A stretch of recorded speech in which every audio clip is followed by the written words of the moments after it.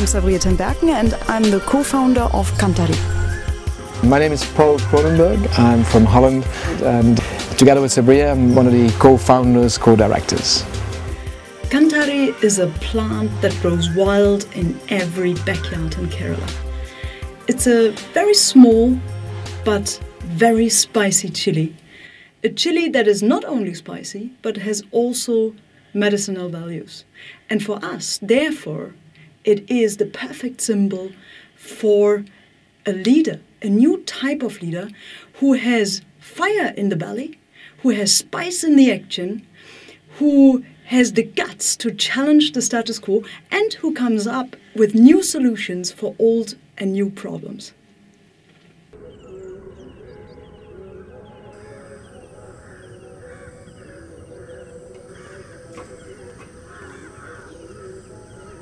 We cannot change the world alone. We can have great ideas, but we need lots of partners to make the world a better place. When I'm talking about changing the world, a lot of people say, yeah, come on, get on the ground again and again and again, yeah? But I do feel that ideas can change the world. We had this idea to create a kind of a snowball effect, you know, to have a center somewhere in the world, somewhere central in the world, where dreamers from all over the world are welcome to come and to dream, to get their big dreams spoken out, to have people that encourage them to dream, and also to make them realize their dreams. Accepting the social discrimination. Because of that, the children is not accessing education. I want to reduce crime rate in India by taking care of the vulnerable children. When we select our participants, we always ask them for their pinching point, or we ask them for a moment in their life that drove them, that pushed them forward.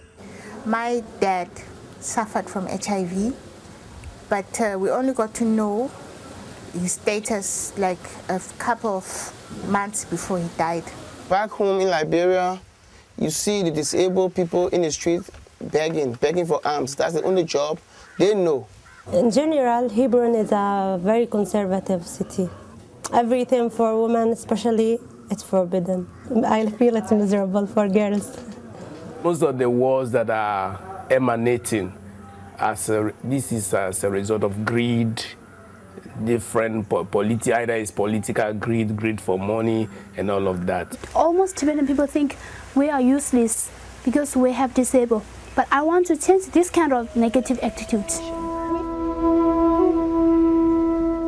One of the biggest lessons that I learned in life was that I should not be too fast discouraged by other people telling me that I cannot do something. I want to start an HIV and AIDS organization on sensitizing, focusing mostly on sensitizing churches on how to respond compassionately to the HIV and AIDS pandemic. I want to help people with the disability and then to do something. So many people come to beside of you and they said you cannot do that. It's the same thing again and again. It's not possible, it's not possible. And of course it's possible. Everything we see today, just an airplane came by, that was the dream of somebody that in the beginning when he told everybody else, he was said like ding ding ding, you know, like you're completely mad, you know, we can't do that. If we were supposed to fly, we were born with wings and stuff. And this person didn't listen, stubborn enough to go through, and we've got planes now and everybody's flying and think it's the most normal thing in the world. And I think it's, every time I fly, it's a very special thing.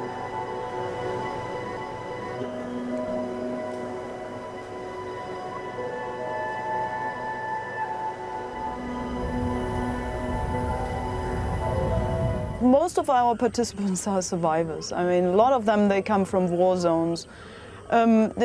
You're also a survivor if you're blind or disabled and you're growing up in a developing country, for sure.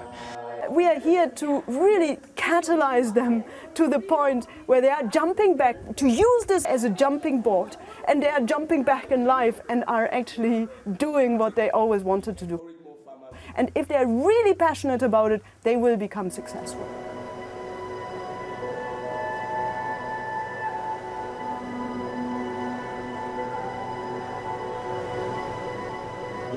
a very, very compact course in which they learn, everything from fundraising, public speech, marketing, management, anything you can think of that you really need to be able to start a project. For me, an ideal world is a world full of thinkers.